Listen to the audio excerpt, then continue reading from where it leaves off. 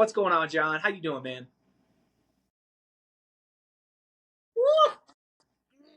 I'm good, man. I'm good. We're shooting episode 30 of Guys with Thighs. How could I be like riding high right now? Mhm.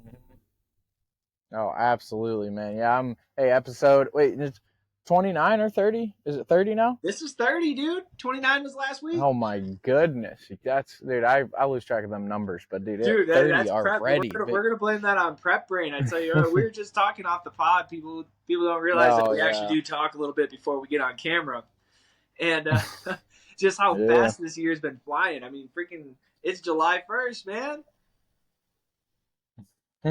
Oh, yeah, dude. I was just saying that I got locked in so much in prep. It's like, the time passed so fast. And like, we were talking about our Hawaii trip, and I was like, oh, I forgot to book everything. I still need to get a flight and everything like that. And it's like 6 weeks away. Time goes by too fast. So make sure you guys plan ahead. You think about something, oh, I should do that, do it now. Don't wait, because All I know is that I it'll be started long talking gone. about You'll be too this like late. 30 weeks ago because we have the proof on Guys with Thighs. Hmm. And I'm just like, guys, I'm telling you this right now because somebody's going to procrastinate. And look at here. It's this guy right here. Yep. That's Yep. okay. That's Hey, okay. dude, I haven't thought about it since that podcast. I haven't thought about setting anything up since then. So that's on me. That's It's been that hilarious. long. Well, I know But for a hey, fact hey, we that. did have some people. What's up? Oh, yeah, I think we lagged there for a second. I was just gonna say, I know we had some people bail, so I'm one of the ones sticking around though. Oh, man. Well, first off, you're bought in, at least in the Airbnb. Like, don't get me wrong. I can get you the money back, but Yep. people do that all the time. It's okay. It's okay. I just Venmo you. You know, it is what it Yeah. is. But it's good to know that you're in on this yet. You're gonna enjoy paradise. We're gonna quote unquote suffer a little bit, but then we're gonna enjoy the rest of our time. So I'm really happy. Yeah. Our Airbnb's filled up, so that's a blast. Everybody else has their tickets booked. It's freaking exciting, and I man, I, Hawaii is an absolute vibe. I don't even know how to explain it. It's gorgeous, it's fun, and there's always something to do. Yeah, dude, I have not been there yet, but I am super excited to get to go there just because, I mean, the weather there is going to be incredible. And honestly, from getting to talk to people on the phones, like out in Hawaii, they're the nicest freaking people ever. Because, like, I'll call them, they're what, like 5, 6 hours behind or however many hours it is. And I'll give them a call and they're just getting done with their work day or getting done with their workout. And as soon as they get on, it's like they're always in a good mood. It's like, oh, what's up, man? How's it going? Like they're just like the I'm forgetting the word. Just the dude you would think of as a surfer guy from freaking Hawaii. Like that's 80% of the Mahalo. people I'll call that are from there. Exactly. They really picked up the phone. It's like, oh, mahalo. It's like, dude, this is great. I already want to talk to you for longer. That's hilarious. Yeah, there's some really good people out there, and I'm excited to go back. I haven't been there since 2017, um, so Oh, it's gonna be absolutely fun. Honestly, I'm just happy that I get to share it with people this time around. The last two times I went solo, so that's gonna make me even more excited. I already said that 2024 motto. Actually, it's more of a life motto now. It's just like do hard shit with good people, and it's just like that's all I want to do. It's just like let's go do something, let's earn it, but let's go make memories that'll last a lifetime. absolutely, bro. Dude, that sounds like a great time to me. And dude, that honestly, that's something that, like, at first, so, like, when I first got into, like, with being at First Form, getting into really uncomfortable things like you're pushing me through for this Spartan race. Like when I first started doing those, I did not like it at all. Like it was not something that I enjoyed. Like I was forced to go on these things. Now it's something that I look forward to more than anything because it's not always during that Spartan race that you're gonna like get that fulfillment. It's gonna freaking suck. Like it's gonna be really hard. It's after when you're chilling with the boys after and you just did something really difficult or you're chilling with your team and you're like, man, we just did that. Like we just got stronger together and got through something really hard. So it's like you're not gonna like it at first. Like you have to learn to love this. And it's not something some people may naturally like it, but you may have to work at it a little bit. Well, that and you hit on a few really good things here. So, like, first off, like everybody looks at me and they're like, "You're a machine," blah blah blah, all this, and I'm like, guys, like I used to not like any of this. Like, I still don't particularly enjoy running, and yet here I am, like running ultras and doing Spartan races, which hey, running's kind of part of it, and but like at the same time, like it's getting over that, right? Leaning in. What we used to say, I used to have a master sergeant in the Air Force. They say lean into discomfort, right? And leaning into something that makes you uncomfortable, that will help you grow as an individual, not only mentally but physically, right? Like spiritually and emotionally. We're checking all the pillars because if you're doing it together, if you're doing it by yourself, like you're gonna find yourself one way or another. And I think it's really important to hammer that home. Is just like you might not like it in the beginning, you might not like it during it, hell, you might not like it at the end. But when you get done and you have that feeling of accomplishment and you are talking about it with your friends, your family, and you see the photos and things come out, you can take a second to reflect and just be like, wow, I did that. I leaned into that discomfort and I overcame it. It's really, really important. And it's a really, really good growth tool that I think a lot more people, especially in the United States, should take advantage of.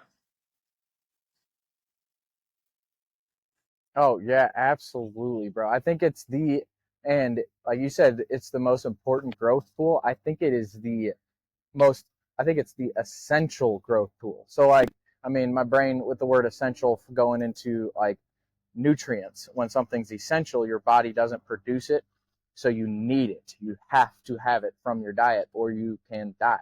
And I think that is 100% like the right word for that with growing in anything that you do is it is essential to get comfortable being uncomfortable. And you hear that you're going to hear that all over the place. Like, hey, get comfortable being uncomfortable. That means that like it's still not comfortable for you to go through those Spartan races and set PRs.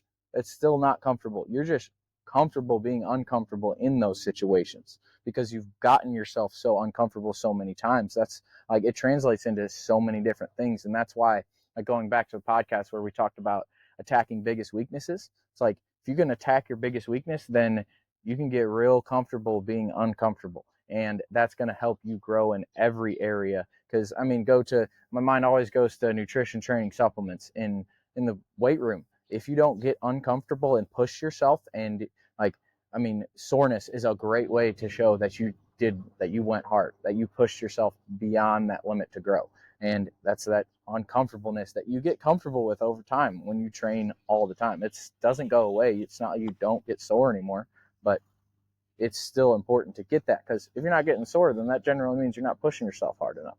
And that goes for everything else. Like if you're not getting uncomfortable, then that means you're not pushing yourself hard enough. And that's what's essential to you to grow. And anytime I say essential, that means it won't happen unless you have that thing every time. Nutrition and training, supplements, and life. You got some essential aspects. It's different for each person, but there's key points that every person can there's guide rails that we've talked about before. It's like you can go in between and you got some wiggle room, but that's one of the things you got to do hard things. Man, I absolutely love that. I never thought about looking at it as from like the nutritional side of things, like how we have essential nutrients and like this is essential for growth. And here's the thing, is like we talk about it a lot because sometimes we're kind of meatheads, right? That we talk about it a lot from the physical standpoint. But like I'll use you as an example. When you wanted to learn nutrition, well, that was hitting the books. That was studying on YouTube. Like that was building a skill set. Same can be said for any other skill that you want to acquire. Business mastery. If you want to get knowing the body better. If you want to get skills in the weight room, right? But that is learned outside of the weight room. You have to read. You have to seek out those skills.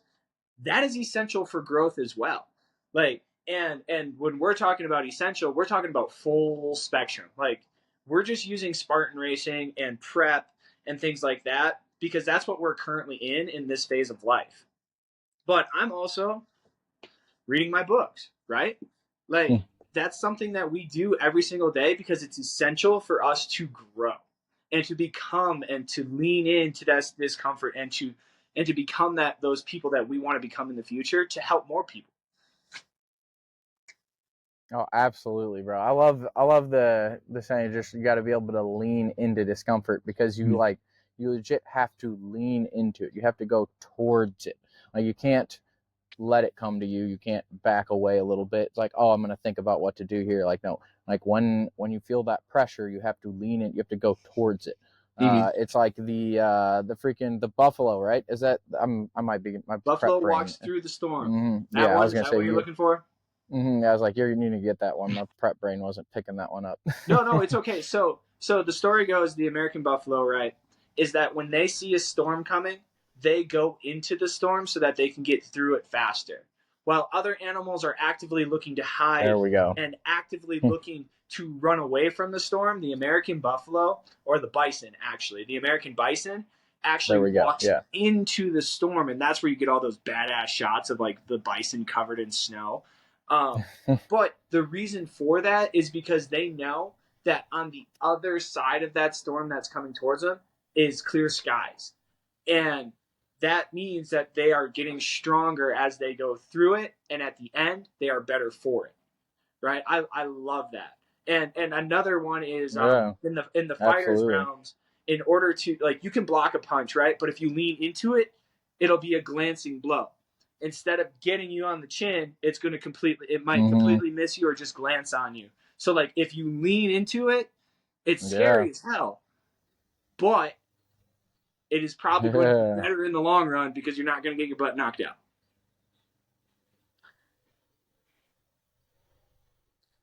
Oh yeah, dude. I absolutely love the boxing analogy there, because that's rolling with punches. That's like, and learning that in Muay Thai, because my friend was really really good at it, and I was like, I got to learn how to do that.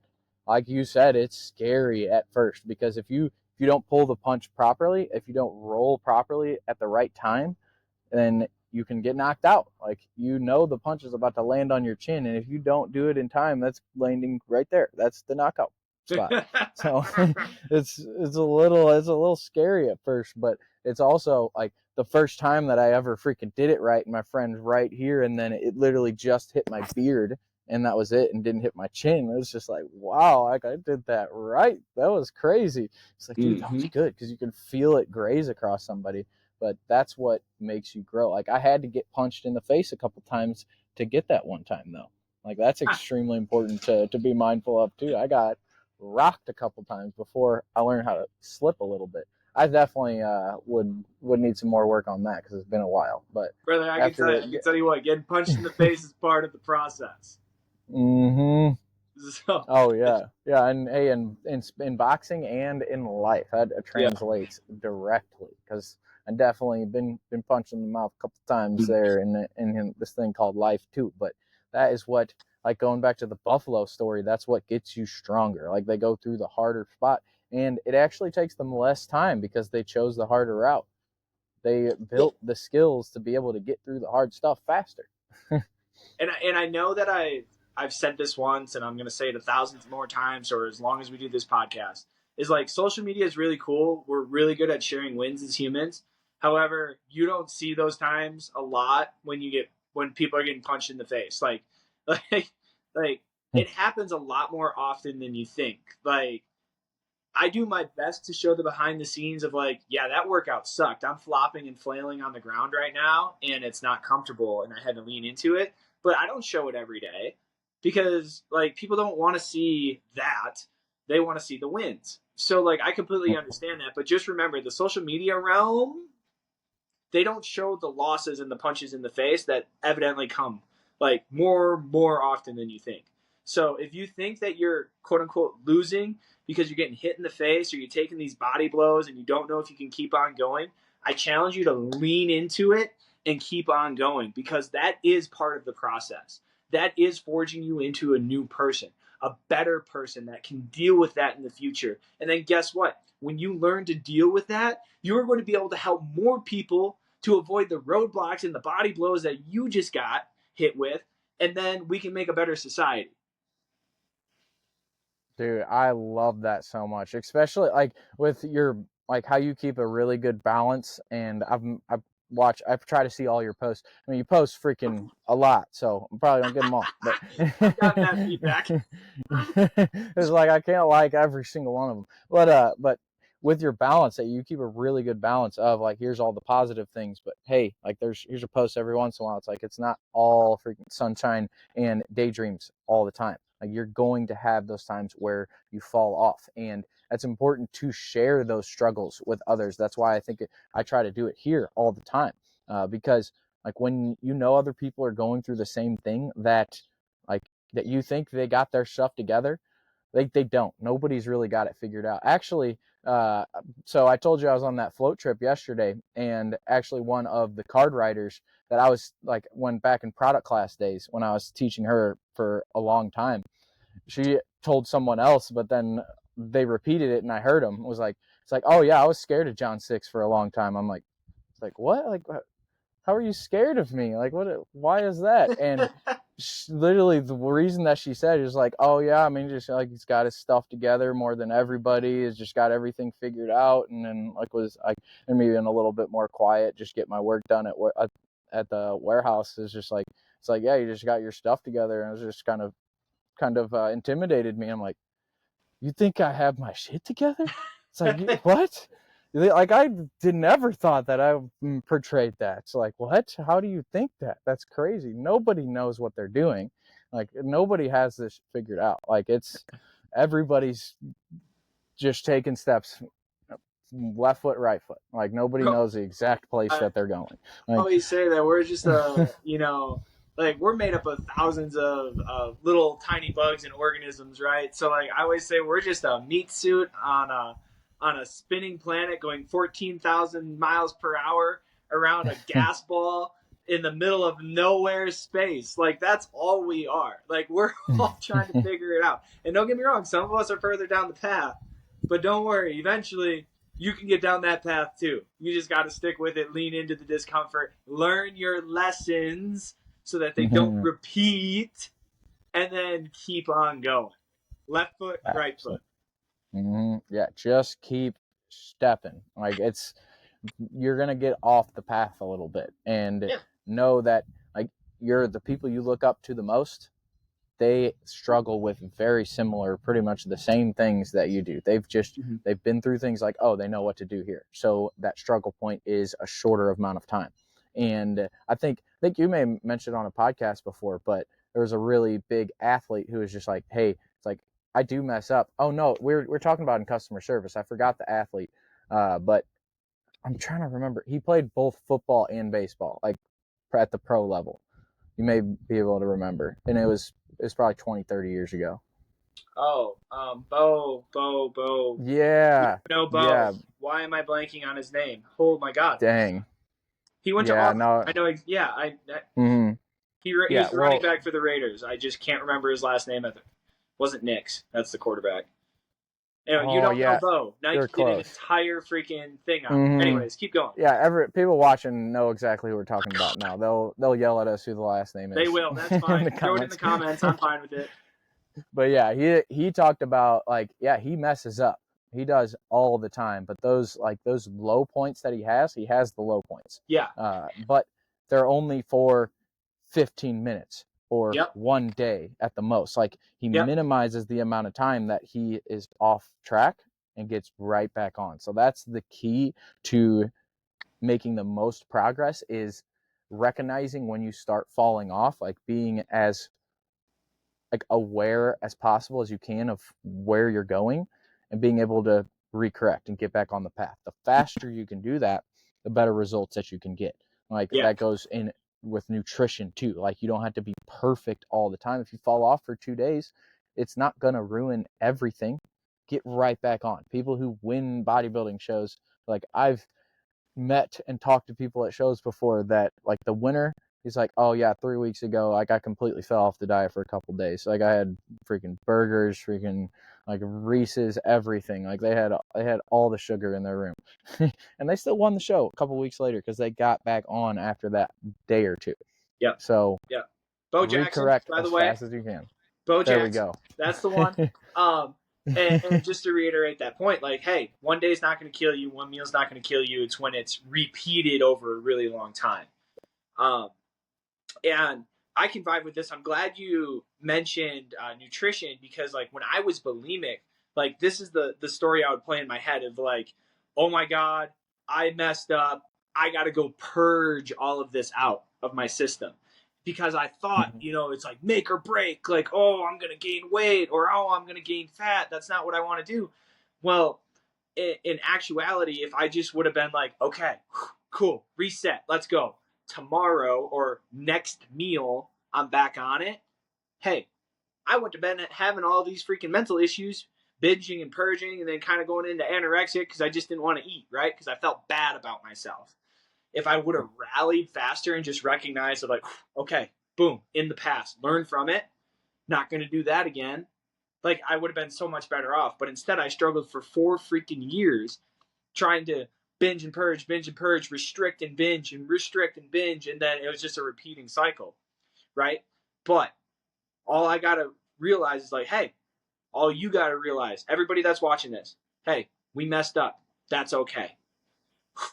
Take a breath, take a step back, realize that's not what we wanted to do. Now let's execute. We know the game plan, let's execute. And it gets back to that. Sure. Yeah. Yeah. Absolutely, bro. Yeah, no, that's super powerful with you like struggling with something that serious like that is like bulimia isn't that's nothing to joke about. Like you went through it for a long time, but like the mindset behind it can be very powerful to fix big things like that. With you when you have that mindset like, hey, I'm just going to do the best that I can. Like we've talked about this before, simplifying it down to I'm going to do the best that I can right now in this moment. I'm going to get this task done with the best to the best of my ability.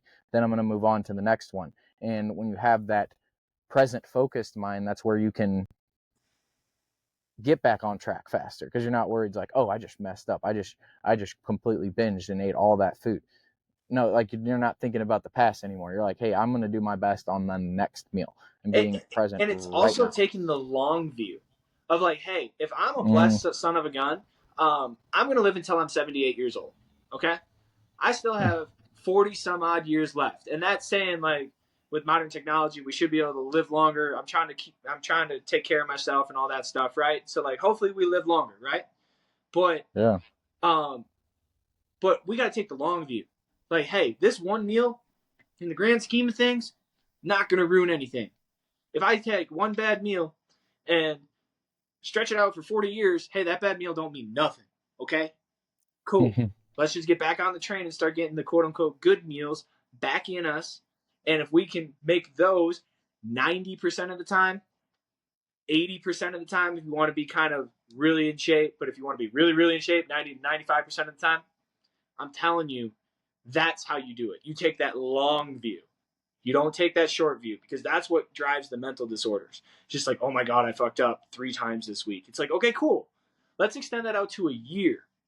Like 3 meals out of however meals you eat in a day for 365 days a year, that's not going to ruin your progress. What's going to ruin your progress is if you do it again tomorrow and you never get off that train. Yes, sir. Yeah, it's when you build the habit of doing that consistently all the time. Like Yep. whenever you have, so that's where like just a quick little point where I hate planned cheat meals. Like so scheduled cheat meals every single week. Dude, Like when you're like, Andy oh, talks this about this day. every like you can't go 7 days without a cheat meal. And hit this, go. Mm-hmm. Yeah, dude, even just like I mean I've heard him talk about that and that's like on the aspect of like being able to stick to the diet long term for a big guy. Like if you're freaking that's for most people who are big before you have a cheat meal every weekend. Like it's not going to be that once a week that happens. You have that taste on Sunday, you're like, "Oh, I can fit in a little bit of I got leftovers leftovers here on on Monday. Monday." I can't let it go bad. Mhm. Oh, trust me, Yeah. dude. Yeah, because bad Yeah, that habits are was just that. They're habits.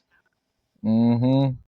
Exactly. Yeah. No, and just from what you continually do, and then you have that little voice that keeps telling you to do it. When you keep doing it, it becomes easier to listen to that voice.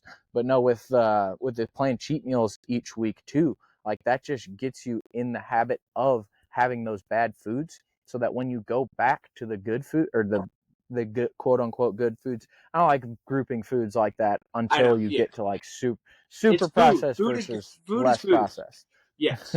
It's like there's some processed things that are totally fine too, but with the cheat meals, like you can't ever enjoy the good food, because like when you have that scheduled cheat, you're only looking forward to that all week, and then you go back to the good food and it's like it doesn't taste good because you get that taste. Like, so I've been on prep for so long, and we talked about this a little bit before pod. I had about 1,000 grams of carbs the past few days, and when I eat chicken, rice, and honey, like I was a bunch of my meals for the carbs, for the because the honey is digests really fast, helps me fill up really well. That meal with just hot sauce, oh my god, it has been so good. And like I never thought I would think chicken and rice taste that good, man. Dude, I And love that's that. because yeah, it's because I've eaten the good food for so long. It's like when you hold yourself back from that, you actually can enjoy those things more. Like the clean food, it doesn't taste as bland as you think. It's Yeah. because you're used to such palatable, sugary, fatty foods that are unbelievably good. Yes, they are much better. I promise. I know that it is. I was a Taste fat kid wise. before. Taste wise, it is so much better. But like you can enjoy those good things too, and then you end up enjoying the desserts. The When you go have a cheat meal with the family, a lot more. And and so I'm going down a little bit of rabbit hole, but since we were talking about the carbs there, I mean, Yep. when you were first starting, I know I thought this. Did you think that carbs were bad when you first started? Oh, brother, like a long time ago, I always think of the water boy. God, I'm dating myself. Good lord. Anyways, Hey, that's a good classic, bro. lord. Millennials or Gen Zs, if you're watching this, I'm sorry. Anyways, the water boy, I always think of the mother. Carbs are the devil, right? Like she used to say, everything's the Yeah. devil. Ricky Bobby, or actually, that's the wrong Mm-hmm. movie. Oh my lord. Anyways, my childhood's coming back out of here. But the mother always used to say that or like anything's the devil, right? So when I first Mm-hmm. started in fitness, little naive me used to think like, oh, carbs are the devil, right? Like just basically just eat as much protein as possible. Like you'll get your fats from basically the protein, and like you'll be able to survive. And it's true, able to survive. Was I miserable? Yes, sir. I was miserable, and I couldn't function. Right, like my running went down, my lifting went down, everything went down, and then I got depressed, and that kind of led me into all the stuff I already mentioned. Um, but then because when stuff isn't working, you're just like, what the hell, screw it, and I just went off the rails. But like, yes, Mm-hmm. to answer your question, like when I first broke in kind of to the fitness industry, I was young and naive and didn't know carbs are the devil. Oh, dude, pretty much everybody starts out thinking like, oh, to lose weight, I gotta cut carbs. I gotta cut that out completely. I just gotta not do it at all. And that I thought of that just because we were talking about like, hey, there's like when you have one meal or you have one meal with carbs, if you're not doing carbs, it's not gonna ruin everything. Yeah, Like everything in moderation is okay. There's a balance to everything. So I mean, I always talk about it in terms of freaking Jocko's book because I love his book so much. The dichotomy of leadership. He talks about how there's so many dichotomies where if you go too far one way or the other, you're going to get screwed. So there's always that middle ground that is the best. And I just thought of the myth of carbs being bad being like the most common misconception ever on the nutrition side of things that people just completely get lost in. And with me eating those 1,000 grams of carbs literally in the past, I'd say a little bit more than 48 hours now, but within the last 2.5 days, I've eaten probably 1,200 carbs at this point now because I'm up to a couple hundred today. And uh, I told Sully before the podcast last night I had all my water, all my food in. I was 195 going to bed, and I literally got up and peed 3 times throughout the night and woke up at my normal weight. Like I went back 189 and some change, which is what I started the carb up at on Friday. Like that's literally what I started before all these carbs. So after 1,000 grams carbs or 1,200, whatever it's up to now, my weight is the same. So just to put a little point in there, the carbs are not bad. Like I look better. It actually, my muscles are fuller, and that's so. You're also, Going back how's to your what energy Sully levels said, too? Because carbohydrates oh are the my body's goodness, natural energy source. I am so glad you mentioned that because my energy has been crazy. I've had so much energy. Like, dude, we went on a float trip yesterday, and so at first I kind of got distracted, wasn't helping with the boat, moving the boat as much. After I had those carbs in me, realized I had so much energy. I rode and pushed, like literally sled pushed that boat half the time, but either rode or pushed it for 80% of the time. We're out there like 6-7 hours, and they're just like, Six is just going, like not stopping over there, like just I keeping us feel moving. Like, good. I feel real yeah, it's good. just these carbs, guys. I have too much energy. You want to talk about what carbs do?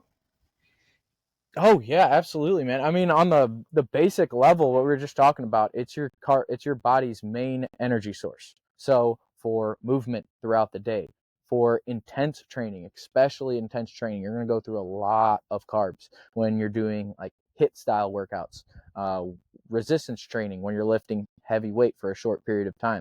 You're doing like CrossFit, sprinting, anything where you're getting your heart rate really high, you're going to blow through carbs. But also at the low intensities too, you're using carbs as well because your brain runs mainly off glucose as well. And that's actually like why, so I have prep brain a little bit right now because of low body fat, but throughout the week it is more apparent because I was on such low carbs. Like my brain legit didn't have energy. And just a side note with keto, your brain can run off ketones, but it is not the preferred energy source there. The And it reason takes a why a long lot of time to actually be in ketosis, and it's difficult to stay in ketosis. Oh yeah, dude. Most people like you have to eat little to no carbs for a long time. Like that's really difficult. 25 grams of Carbs. carbs a day. We'll cover ketosis in another episode. Yeah, we can go down the whole rabbit hole with that because I've worked with people and it's worked well, but it's not going to work for most people. Like it's just because of how difficult it is. But I digress. Your main uh, source of energy for your brain is also glucose, is carbohydrates. So everything runs off of those carbs. And to get a little bit deeper into like a bodybuilding sense, why I ate 1,000 grams of carbs the past few days. So get a little long term for the prep. So for the whole prep, I'm reducing calories and reducing carbs and fats. That's depleting my glycogen over time. So that glycogen is stored carbs in the muscle, stored energy. And you actually see that too. So if you ever heard somebody say, we've talked about this before, when you look flat, that's because there's not as much glycogen or carbohydrates inside the muscle. So whenever I add all these carbohydrates in, it pulls carbs and water, nutrients, all of that into the muscle, making it look full and round and much bigger. And then when I'm actually, so this gets just a little deeper into the hormone side of when you eat a lot of carbs too. When you spike insulin with carbohydrates, so anytime you eat a carb, I mean, anytime you actually eat carb, protein, fat, there's a different amount of insulin, but carbs, highest amount of insulin per gram, and it's going to release that insulin, which also reduces cortisol. So cortisol is the stress hormone. That is what, like when you're really stressed out, you're real tight. You start to lose muscle. You gain body fat. And that insulin actually reduces that cortisol. So you feel less fatigued. You recover faster. And you actually hold less water. So cortisol will make you hold water like in your skin. And if you ever heard somebody like, oh, like, yeah, I'm just holding a bunch of water today, that could be because they drank too much sodium, had too much water and sodium, or stress. Mm-hmm. And spiking that insulin is going to reduce that cortisol.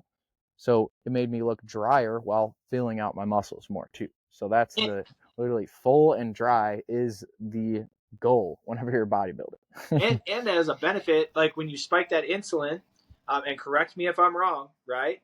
Is like that insulin is a transport is the body's natural transportation mechanism to get all of those nutrients into the cells. The protein, the glycogen, everything that you need is caused by insulin, and it takes it to the cells, opens it up, and gets it in there.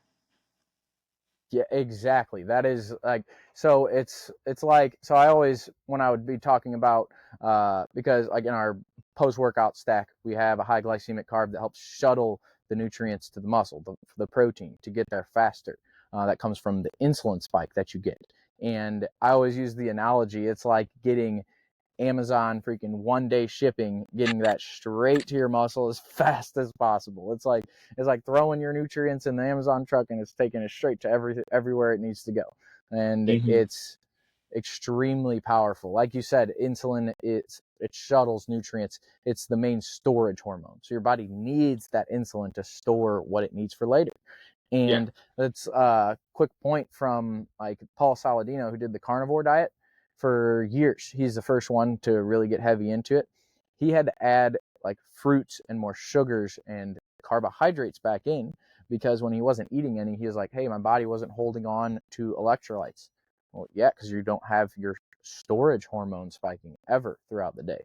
Mm-hmm. And your energy levels over a long, very long time, at first you can have really good energy levels on carnivore, but over time you're not going to store the energy that you need to feel and perform your best. So yeah, that insulin spike is extremely important. It shuttles that nutrients and it also blunts cortisol. It reduces cortisol to where you can recover much faster, and actually gets you, when you reduce cortisol and increase insulin, gets you more into a muscle building, fat burning state. You want insulin levels to be too high throughout the day though. So quick note on that, if you're spiking insulin with like things like honey and sugar, like sugary things, like, I mean, I even threw in candy whenever my glycogen's depleted the past few days, quite a bit to refill that glycogen. But if you're doing that when your glycogen is full, so if you're bulking or if you've been in maintenance for a while and the Or just essentially not your working fuel out tanks. and not watching your food. Yeah, no, that's exactly, like if you're just kind of maintaining, or those fuel tanks are topped off and you're eating more sugar, that's where you'll gain more fat. So Mm-hmm. that's like trying to pour more gas into a gas tank that's already full. It's going to spill over, it's going to leak out, and that leakage, that gas going everywhere else, it's got to be stored, and it's stored as body fat. So just a pro tip on that, if you're trying to gain weight, especially, don't want to spike your insulin throughout the day, just around the workout. That's the main things or the main times that you want to do it. The rest of the day, you stick to more slower digesting carbs like your rices, sweet potato, oatmeal, quinoa, things like that, as much as you can. Uh, you can get too much fiber on those bulking diets, but that's another podcast. Bro, I absolutely love it. And yeah, 100%. Like, and I think a reason, just to kind of tie it all back together, how we were talking about how carbs are the devil, right? Because carbs Oh cause yeah. that insulin spike, and because a lot of people are living to where they are constantly spiking that insulin, to when that then it constantly goes to fat cells instead of muscle building cells. That's why it's connected to, like, oh, carbs are bad. Here's the thing, y'all, is that humans are designed to take like 40,000 steps a day. Okay? And if you don't believe me, go study the pygmies in Africa, because there are still, or actually, it's the Amazon. There are still tribes out there that take 40,000 steps a day. Okay? That's how humans evolved to be. Right now, the FDA recommends 10,000 steps a day is what we should be getting. The average American gets 4,000 steps a day. Okay? So if you're constantly spiking your insulin and you're only taking 4,000 steps a day by following the standard American diet, which, by the way, is called the SAD diet, you, of course, are going to be gaining weight. You are gaining fat cells because you have to then become very, very conscious of what you're eating, how much you're eating, and what around you're eating. That doesn't mean you can't have carbs. That means you have to be a little bit more strategic in when you use them, as John said. So I just really wanted to drive that point home. It's like, hey, moving more is actually really good. Lifting heavy things is actually really good. It's kind of what we're designed to do. And if you don't do that, those carbs that you're using are going to create an insulin spike all day, and then that's what creates fat cells. So I just wanted to kind of connect that. Oh yeah, dude, I'm so glad you mentioned that too, because it's it's like, hey, where did that even come from? Why does everybody believe this myth? And it's not like it's completely bullshit. I was gonna freaking not cuss, like it's like I don't have to filter here, but it's not bullshit. Like you can get side effects from having too much carbs. So it's about overeating those carbs. Like think about type 2 diabetes being so rampant in the US.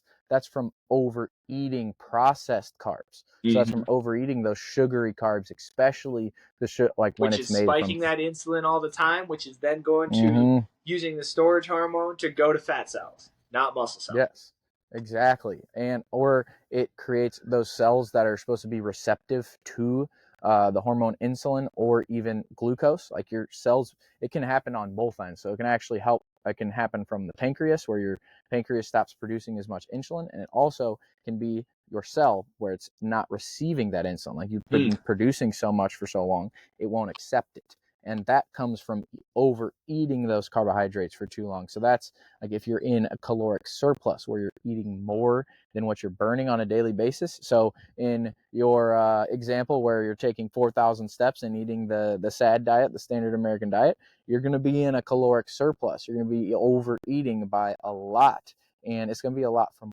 carbohydrates, which that is what causes type 2 diabetes, from overeating them, from having elevated blood sugar for long periods of time. That's what leads to a ton of other diseases too. So that high blood sugar, type 2 diabetes, being insulin resistant like that, it does lead to a lot of problems. It can cause more heart problems and like an actual like problems with your vasculature, your veins, where people have to get feet and legs cut off.